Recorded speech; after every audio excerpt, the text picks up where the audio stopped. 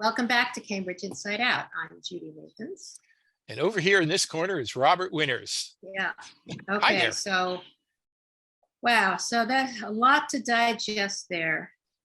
Yeah. So we were talking about the fact that there was a 15-person charter review committee appointed. That's right. Right. And it was just sort of done in sort of rapid dog ate my homework quick style form, where you had about 3 or 4 days to nominate yourself, and then the council had 2 days to make a decision, 1 day to make a decision. Oh, I thought they had more than 3 days. It was announced a while ago.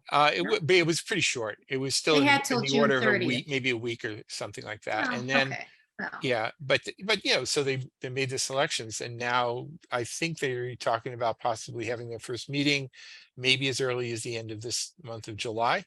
But certainly no later than August. How it actually carries out, there's no rules that I know of how it would work. Will there be a chair? Who will be the chair? Will city staff support them, or will they work independently? Right. And also, I don't know. So are there any counselors that are going to be there? No, it is not actually permitted. Part of the way the question was written is that you could not be a city council, you could not be an elected official in order to serve on this committee, either in the city or the county. Yeah. But I'm glad to see Lisa Peterson's name on there, because she's not working for the city anymore, but at least she has been in the city. Again, I'm not going to go through everybody's one by one. That would be rude. Well, I very few I recognize. I only recognize. Well, I was happy to see Kathy Bourne on there. Oh, right. Kathy Bourne's on there too. And I was very happy to see Lisa Peterson there. Right. That's true. I forgot about that. They both have they have some long history. They have some knowledge about the system, and one as an elected official and one as an employee. As actually having worked in the city manager's office, actually having been acting city manager for a while. That's right. Too. Yes. So I think those are fine, and there are a few other people who's I looked at, but there's also some people who are pretty young. There was somebody who's just I believe a Harvard Crimson opinion writer up until 2 years ago, who's probably in the early 20s. But I did find a few articles where the person was writing on election methods, specifically the Condorcet method. And I think, okay, so there's a person who has some interest. Well, that's a whole nother topic. But at least they have some interest in how people. Okay, so there's some knowledge there. And let's not shirk from the observation that one part of the Planning Charter, which is now going to be subject to review by these 15 people, it includes Chapter 54A, which is the PR election system that we use in Cambridge. Okay. Right. And ranked choice voting has been sort of on the rise around the country, but whether it's used to elect single members or whether it's used to elect a multi-member body, actually that's much rarer. I mean, when you people talk about ranked choice voting, even the ballot question was on a statewide referendum a couple of years, initiative petition, I think it was. That was not to create multi-member bodies like that would be elected using proportional representation. It had nothing to do with proportional representation. It had everything to do with ranked choice voting in elections meant to elect one person. Right, so like in a primary or something. Right, so to address the spoiler effect and such. Exactly, where you can win by getting 33% or something. Yeah. Right. So talking about proportional representation elections is another matter. Now, one thing I would say, I would have looked on this as an opportunity, because one of the corrections I would have made and will still propose making here. Because it would have taken a charter change to do it. Well, okay, if you're going to be doing it, then let's talk about it now. Is that we do have this little annoyance in our proportional representation elections, where there is a minor but non-negligible dependence on ballot order, so that if you would literally shuffle the ballots, there would be some minor changes in the outcomes. I see. Not necessarily of the winners, but that in itself would be a possibility. And there are ways of correcting this. In fact, there's one other Massachusetts town. I think is it Amherst or no. This. Oh goodness, I'm forgetting. Northampton maybe. Yeah. But anyway, elsewhere recently, the town council vote, or city council for that town, voted to adopt proportional representation elections. And you can't dip into the well and pull out a Plan E charter anymore, because it's not in the well anymore. So you Really? basically roll your own, and as long as it meets, constitutional muster and the approval of, attorney general and whatever, so you certainly don't want to pass an election system that basically says Robert gets to pick who's the winners are, right? Right. So right. you need to have a fair system that meets all the rules. But I thought you've done analysis of this and you thought it didn't make much difference. It doesn't make much difference, but one of the things that, and really, I mean, this may sound more of a clerical concern. Yeah. But for example, in the 2013 election, Minka van Buzikum sought a recount in that election. Oh, right. That's right. And I'm personally of the belief she did it not because she believed there was any impropriety in the election, but because if you moved even one ballot amongst the surplus of Leland Chung that year, you would have been pulling a different 690 some odd ballots out to be redistributed, and the election would be affected by that large surplus. Right. So that's a good point. I don't think any election system should have a part of it be that you would ask for a recount, not because of a problem in the election, but because you wanted to have another roll of the dice. Right. And the way we use it makes sense. Yeah. So even though it's a relatively minor potential fluctuation in there, the fact that there's any randomness in there at all is a problem for me. And again, I can explain it as well as anyone, but I would have preferred. And Dennis Carlone, when he was first elected in, I think was that 2013? It might have been 13. I think so. Yeah. So one of the first things he did, maybe because I was just such a loudmouth about it, is he proposed making some changes to the so-called Cincinnati method of doing a PR count to make it ballot order independent. And I said, well, thank you very much, Dennis. That was good. And I got called in to meetings with the city manager and the city solicitor at the time to talk about this. And, and I had a lot of things to say about how it would be done. I also talked to the people who wrote the software for the elections about what happened. Well, it actually, bless her heart, the city solicitor actually noticed one minor change that I hadn't even thought about in there that would have to be modified, that was actually not part of the existing software. So you'd have to actually change have the software be rewritten. Since then, we've actually come up with, there's actually, I think, arguably a better software alternative that we could use, where you could basically just punch the options and just do it all differently now. But but why don't they do? All right, even if someone didn't ask for a recount, didn't Craig Kelly lose the 10th seat by how many votes was it? Wasn't it close? Right. So the thing is that even if you could that have been, you could, if you lose by a relatively small margin, and honestly, it's probably, when you're getting up around 20, you're already, forget it, ain't going to change, right? Oh, really? So 20 votes, it's already not going to change. But if you actually look at the history of proportional representation election, I can show you. And actually, I started tracking it in each of the more recent elections, how many of the intermediate rounds were decided by fewer than a small number of votes. Okay. Right. So wouldn't that? Well, I mean, you could argue that if we were to have done a mild change, that in the election when what was his name, Sean Tierney was running, that he could have had a shot. Really? But he would have been at the price of kicking Craig Kelly off. But then Craig Kelly was kicked off the following year. I see. But the point is that we should never be picking horses here. It's not up to those of us who talk about election systems to ever be designing a system designed to elect the people we like. It should be about fairness and neutrality throughout. And I also would say reproducible results. And the fact that our current system might not give reproducible results, especially we also have to go through this horrible multi-week long ballot matching process that will cost over $100,000 to do a recount. Oh, wow. Whereas we really should be able to just do it in a couple of days, just by basically checking the ballots and then rerunning them through the scanners. It should be, those options should be available and robust.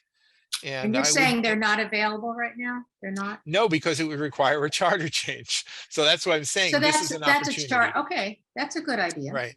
But, honestly, I don't, if there are partisans embedded within this group of 15 who are really there to carry the water of an elected official who would rather become, the mayor for life, or if they want to basically not have to suffer through the indignity of running for re-election every 2 years, and they would rather run every 4 years only. But, even that, how would you do that? Okay, well, if you kept 9 people elected at large, and you decided, well, okay, we're just going to have elections staggered, so 4 will run and oh yeah, and they also talk about doing it during even numbered years rather than odd Oh, numbered right, yeah. years.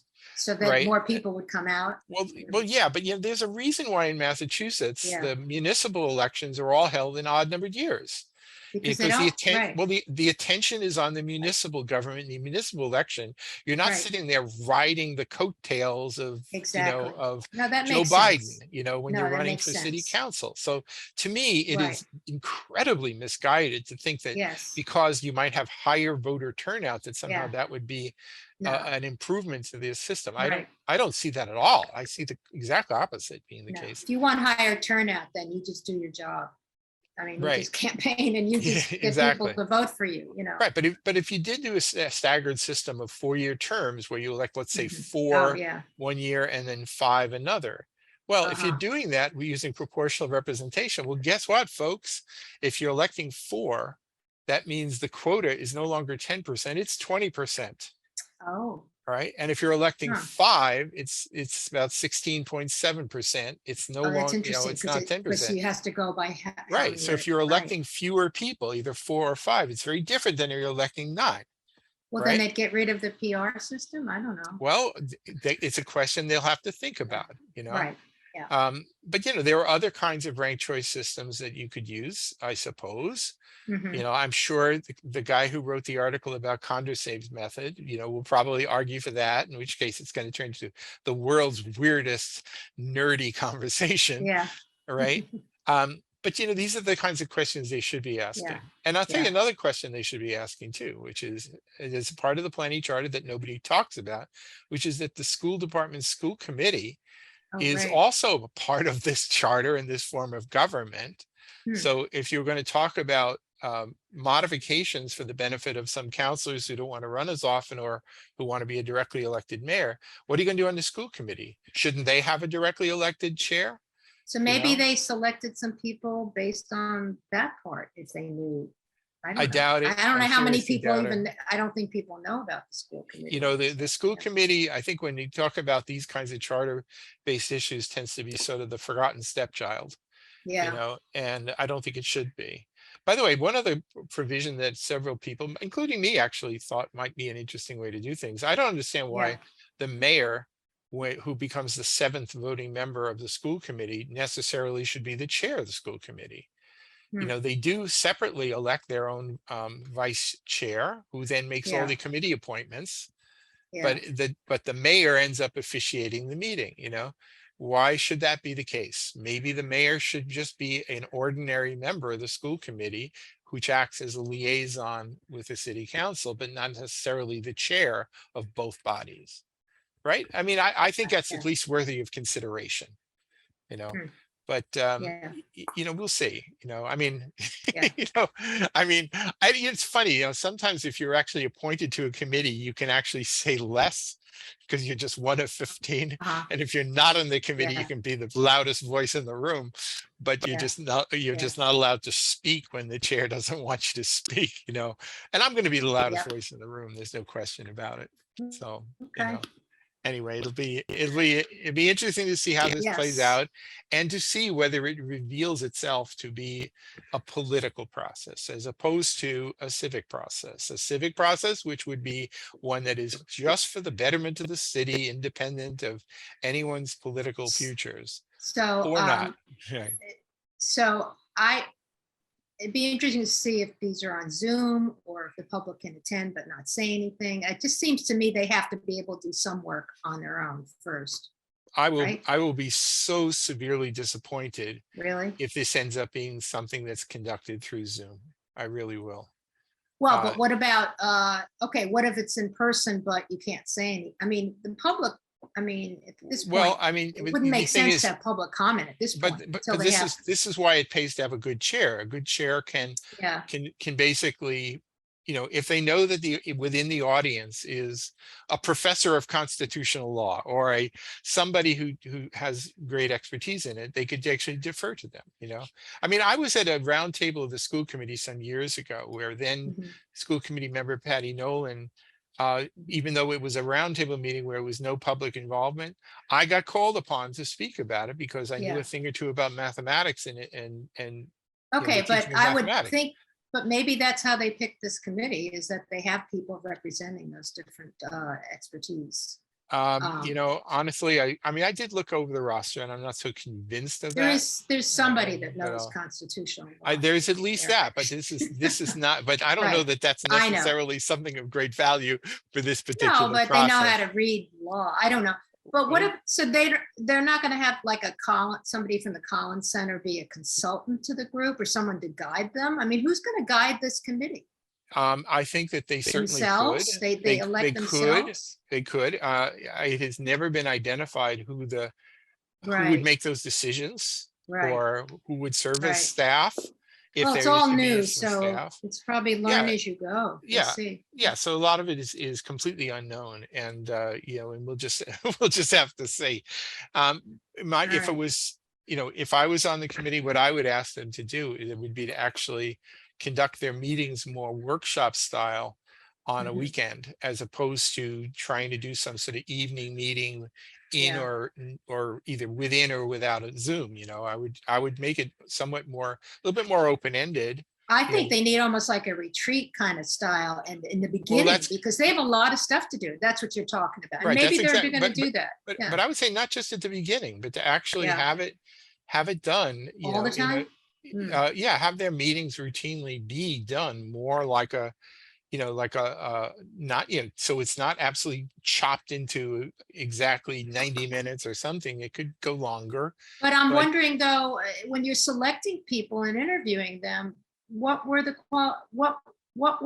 requirements? Did they say to them, you're only going to be meeting 90 minutes you know what I'm saying? Wouldn't people ask, well, what is my obligation? This takes us back to I a don't know. question I raised in the previous half hour. You could ask. The thing is, none of these things were settled, and so and that it was all done behind all of the. Okay. If there was any discussion of any of these, Yeah.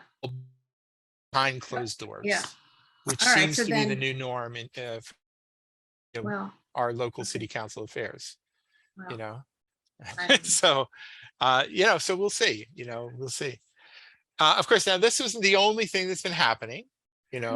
I think either nationally or even Well, locally. I think Yeah. maybe the national stuff is a little too overwhelming at Yeah, this stage I know. here, to be sure. There was actually, I would just want to put a plug in, Okay. for Oh, the jazz festival?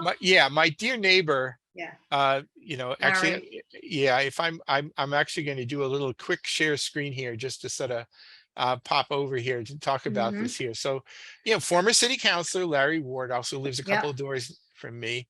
Mhm. And actually one of the persons who's the project manager actually lives in my building. And then there's a couple of the people who are associated with this.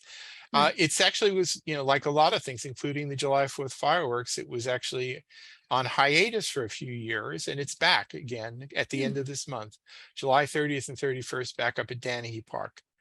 Nice. And I think it's a great event. The fact it's actually spread over 2 days this I thought it time. was just one day. Okay. Oh, 2 days. In the past, okay.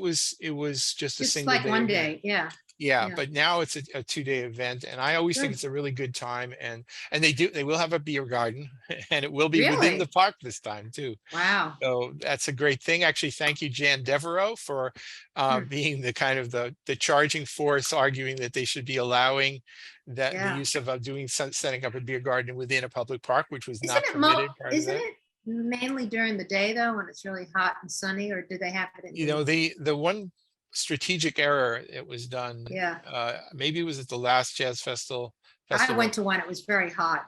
Well, they and it was set up hard on to the get soccer there. field. It was like AstroTurf, Right. and it was like being on a skittle. I mean, it Oh, was terrible.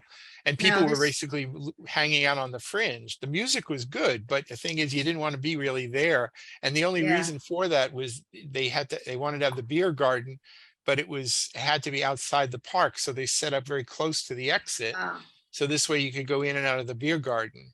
So now they won't So have to I do must that. have missed that. I've only been there once and it was not Right. that at all. So So this but year, is it only during the day? I mean, who drinks beer I at don't 2 actually o'clock in the know, but afternoon? I do.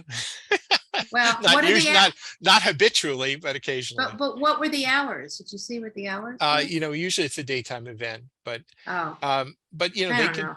it Could be carries a over little- for 2 days, and and you'll have the beer garden right there within the park, and it'll be on the grass, natural grass. So I did, because there's so many kids that go. I think it'd be nice if it was like 12 to 8 or something. I don't know. yeah, It's a well, I little, mean, you can check know, it. There's a We'll there's see. there's a Yeah. website. You can do that. Yeah. The announcement, the press release up on my site and elsewhere as Okay. well. Good. So that's sort of pretty cool. There are actually, these are sort of small change stuff here, but I was sort of I found it interesting, especially with all the other ballot question thing about the city council having review of appointments by the city manager. So the manager made a whole flurry of appointments before that provision went into effect. And then there were some done in January, February that then were held up for weeks and weeks and weeks while they came to a quiet understanding that, Mr. Manager, you damn well better not nominate somebody that we don't like. So we'll just privately talk about it outside of public view in advance before you actually appoint anybody, which again is another part of this rather unnerving trend toward lack of openness, lack of transparency. But I was intrigued to see that there were 2 new appointments to the Cambridge Health Alliance, which are not subject, at least my interpretation is that they are not subject to city council review. But, again, that was always a gray area. But one was former Somerville Mayor Joe Curtatone is now a Somerville representative of the Cambridge Health Alliance Board of Trustees. And Danielle Allen, who had been running for governor. I know, I saw that, yeah.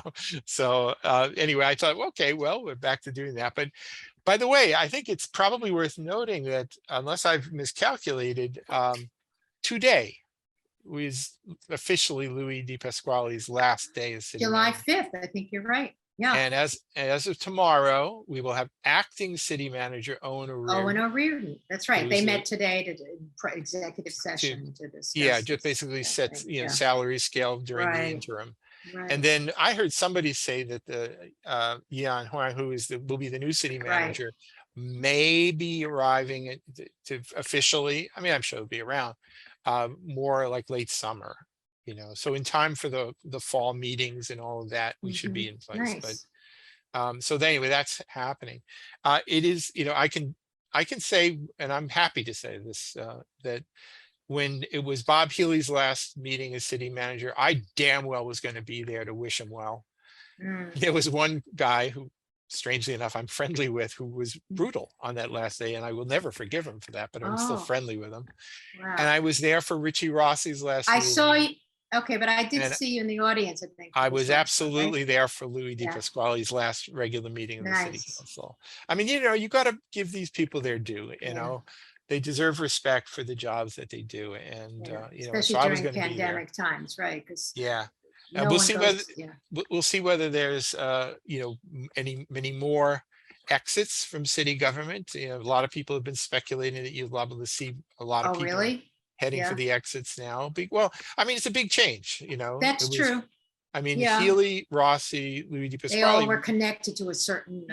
There was a continuity to it. And, I seriously doubt whether the new guy is going to sort of immediately upset the apple cart too much. No, but, I don't think so. But, some people might, read, handwriting on the wall and say, I think maybe I don't really want to be here anymore. Or if I was thinking of retiring, maybe it's time to retire. That typically happens. Has the new clerk started yet? I can't tell when I watch the meetings if that's the new clerk. No. And actually, interestingly enough, the former city clerk, Anthony Wilson, when they were actually doing the city, I think, was it the manager process? it was actually, they brought him back. And here Oh, he was. you're He right. was the former city clerk was the one Yeah. officiating, even though Oh, yeah. Okay. Paula Crane was the interim. So I thought it was good. Maybe Right. he was just good for it. So So they said who's the he'll other do it. person that was taking notes? Because it was a woman. With, Somebody, like and I'm lightish forgetting hair, her name right another. now, but there are But other there's people other working people in the office. Okay. Yeah, there would be somebody who basically is going to serve as essentially, Right. but if not by name, deputy city clerk, who's in I the see. interim. Okay. So anyway, so I thought that was interesting, and it was worth noting it wasn't just Louis's last day. There were City the auditor. exits of several other, I Yeah. think, very significant people. Okay. Certainly Jim Monagle, the auditor, Right. was at least got a goodbye from Yes. that Saw meeting. that. Yeah. Arthur Goldberg, who's working for the law department. Right. I'm mentioning him largely because whenever we had matters having to do with elections over the years, it was always Arthur who was brought in as the person, or Nancy Glowett, Right. and then Jim Maloney, used to work in the finance department and has been the sort of the chief operating guy for the school department now for a good long while. Who appoints? Does the He's now city retired. manager appoint these positions? No, well, the person, Jimmy Maloney's job would be done by the school superintendent.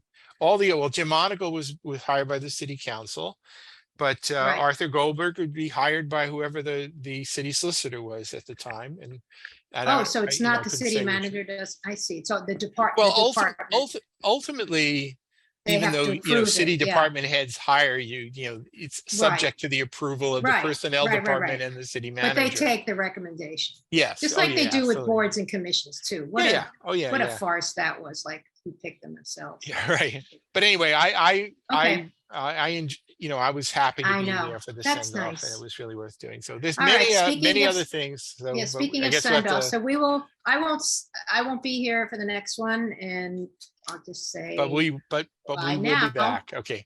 All right. See you later. Okay.